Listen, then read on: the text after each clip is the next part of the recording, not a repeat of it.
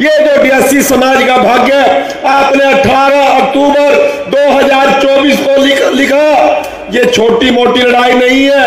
ये जब ज्वाइंट पंजाब था तब से हमारी लड़ाई चल रही है। 1975 के अंदर पंजाब के लोगों को तो मंजिल मिल गई, परंतु हरियाणा के लोगों को मंजिल नहीं मिली। 1975 से लेकर लगातार हमारे संतगणों ने, हमारे सामाजिक संगठनों ने, हमारे राजनीतिक लोगों ने इस लड़ाई को लड़ने का काम किया।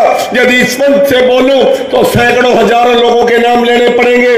मैं धन्यवाद करता हूं, वो स्वर्ग में होंगे केएल सरबटा जी, वो राजकुमार सारसर जी, वो चंद्रपाल लौर जी, वो गोवर्धन दास चौहान जी, वो गुलजार कैथली जी, वो सुनील चंद कोलिया जी, वो सागर चंद मंडल जी, वो बिशन दास ताक जी, बनारसी दास आय्यर जी, एमएल सारवान जी, संतोष सारवान जी, राजकुमार वाल्मीकि जी, पंचाराम वाल्मीकि जी, अमर सिंह धानक जी, किस किस का मैं नाम लो इस मंच से। उस लड़ाई का अंजाम हमें 1953 में मिला। उस दिन भी भगवान वाल्मीकि जयंती करनाल में मनाई गई। भजन लाल जी से हमारे भाग्य लिखने का काम किया, परंतु दुर्भाग्य हमारा तब शुरू हुआ जब हमारे लोगों ने बहकावे में आके भूपेंद्र हुड्डा की सरकार बना दी।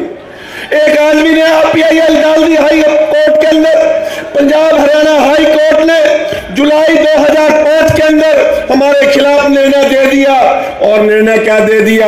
वो निर्णय तो पंजाब के खिलाफ भी आया था, परंतु दुर्भाग्य पंजाब के अमरिंदर सिंह मुख्यमंत्री ने रातों रात विधानसभा बनाकर उसको एक्ट बना दिया और उन लोगों के अधिकारों का हनन नहीं होने दिया। और भूपेंद्र सिंह हुड्डा जैसा कमजोर आदमी विधानसभा में कहता है कि हमने आरक्षण दिया था। हुड्डा जी ने आरक्षण नहीं दिया, हुड्डा ने जो हमारा आरक्षण खोसने का काम किया।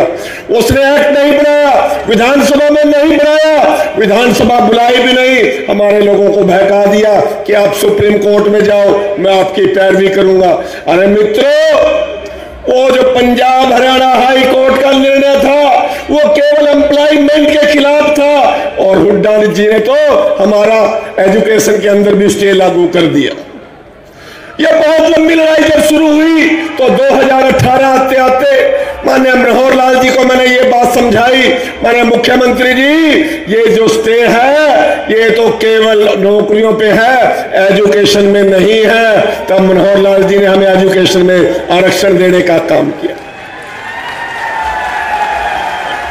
अरे मित्रों, अगस्त में सुप्रीम कोर्ट का फैसला आ गया, हाई सीटिंग जज ने फैसला दे दिया। उन्होंने ये भी बात कह दी जो मुख्यमंत्री जिस स्टेट का चाहे आरक्षण में वर्गीकरण दे सकता है, किसी की गात में जान नहीं थी। धन्यवाद नायब सिंह जी, आपने वो शेरनी का दूध पिया और आपने कह दिया कि ये पहल मैं करूंगा। और उससे बड़ा बयान मोहनलाल बड़ौली जी ने दे दिया। भाई मेरी बात सुन लो, मैं तबार कर लो मेरा, मैं मोहनलाल बड़ौली जी के साथ प्रेस कॉन्फ्रेंस में था। भाई नायब सिंह सैनी जी से आपके आरक्षण का लाभ मैं दिलाने का काम करूंगा। एक बार मोहनलाल बड़ौली जी के लिए भी जोरदार तालियां बजाएं। पर मंच पे बैठे हैं, कैबिनेट में ये मुद्दा आते आते रह गया, परंतु हमारे लोगों के बीच दिलों में एक बहुत बड़ी मायूसी आ गई, उदासी आ गई। परंतु नायब सिंह सैनी जी अपने जुबान के पक्के धनी और मोहनलाल बड़ौली जी ने विश्वास दे दिया। और विश्वास कहां दिया था भाई? स्वदेश जी कहां दिया था? यही जींद में। क्या कहा था? मेरे डीएससी समाज के लोगों, आप 5 तारीख को सरकार बना दो, पहली कलम से तारा भाग्य मैं लिख दूंगा। मित्रों, विधानसभा के अंदर हुड्डा जी कह रहे हैं ईवीएम खराब थी और मैंने कहा हुड्डा जी ईवीएम तो ठीक थी, तेरे आला जो वो लपेटा दिया ही डीएससी वाला ने दिया,